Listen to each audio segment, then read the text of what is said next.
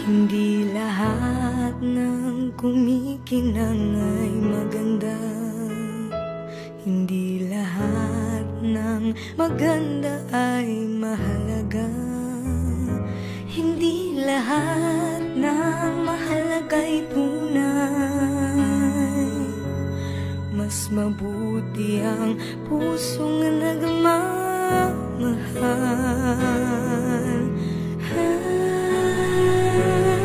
May mga bagay na di maintindihan.